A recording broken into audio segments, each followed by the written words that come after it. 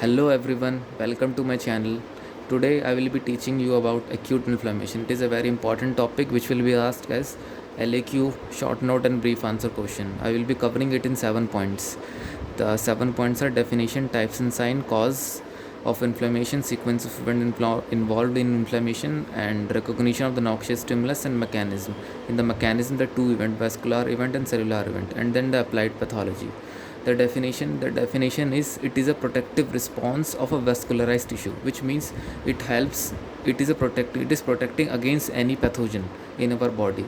Therefore it is a protective response of a vascularized tissue that delivered WBC and molecule of the host from the circulation to the site of infection, and there is a cell damage because as there is a short half life of neutrophil, so there will be involvement of the cell damage in order to remove or eliminate the offending agent. This, let us suppose this is the offending agent.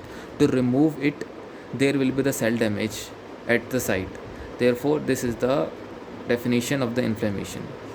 And then types and signs of inflammation. Types of inflammation, there are two types of inflammation: acute inflammation and chronic inflammation. In acute inflammation, the onset will be few minutes. It will onset in few minutes, or it will start in minutes, or it will take, and chronic, on the other hand, chronic inflammation will take few days. And cell involved are neutrophils, and here the cell involved are macrophages or lymphocytes. And here in acute inflammation, the process of healing is occur by regeneration, as seen in hepatitis. And in chronic inflammation, the process of the healing will take place by the process known as fibrosis will be mediated by the fibroblast, which help in the formation of the basement substance of any tissue. Here the injury will be mild. Form of injury here will be mild injury. And in the chronic inflammation, the injury may be severe and it may progress, so it may be progressive. And here the local and systemic sign will be more, and here the local and systemic sign in chronic inflammation will be less prominent. Here more prominent, here less prominent. And then the signs of the inflammation.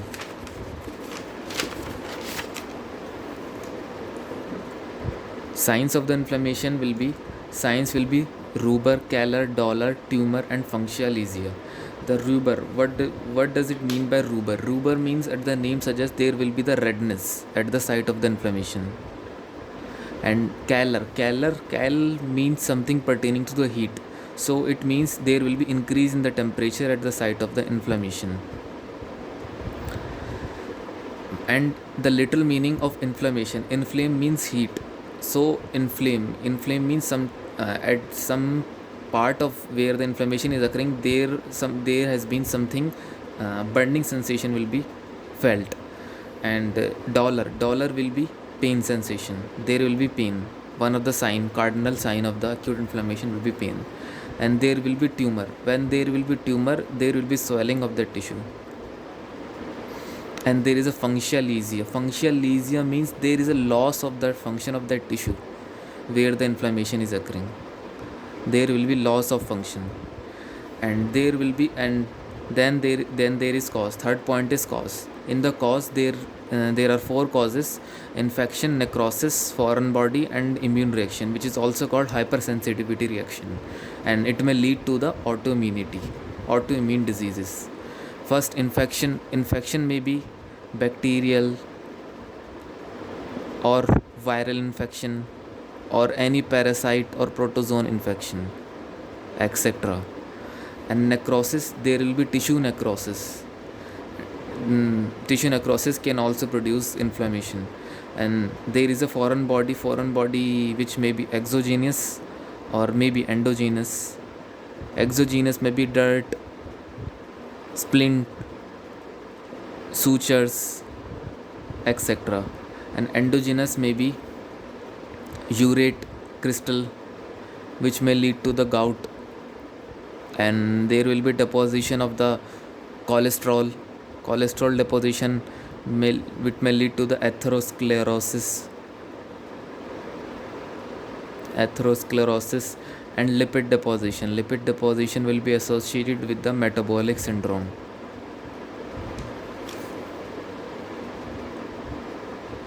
And it will be also be associated with diabetes mellitus.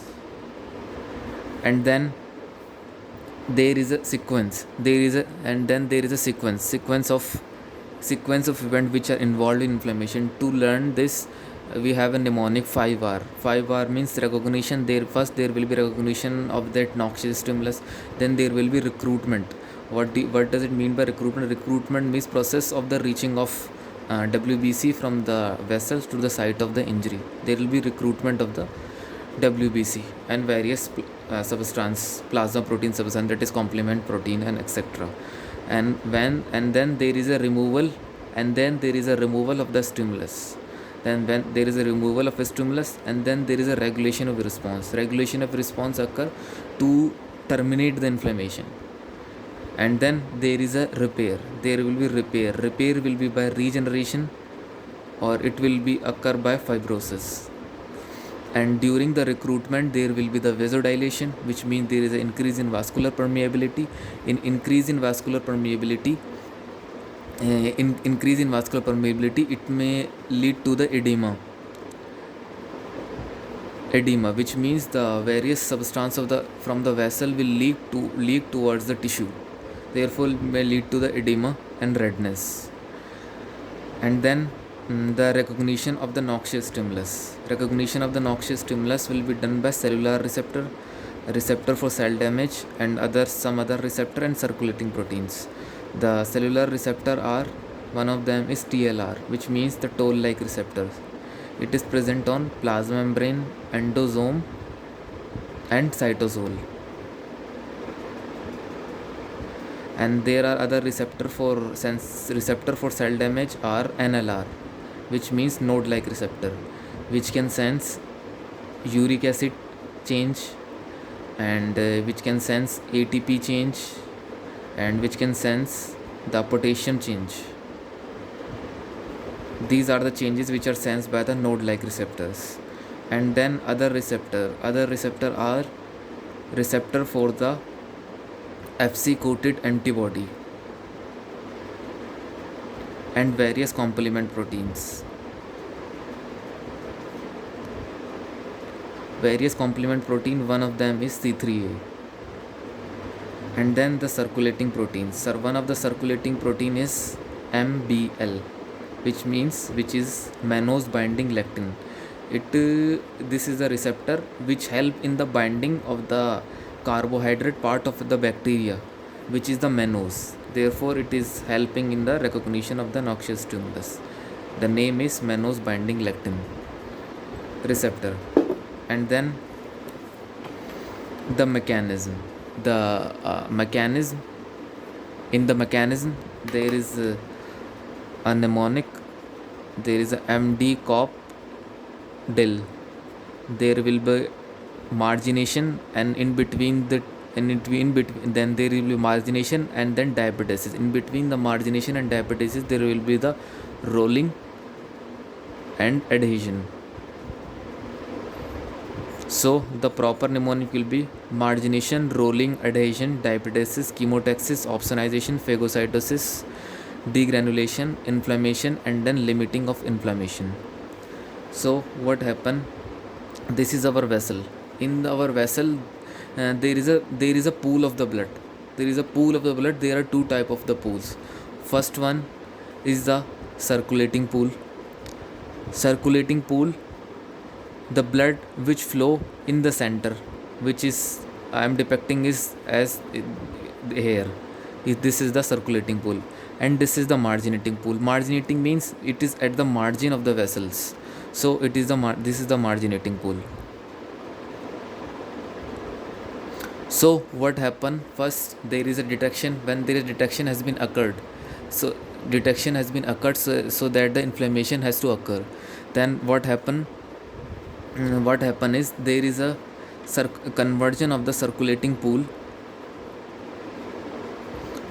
to marginating pool.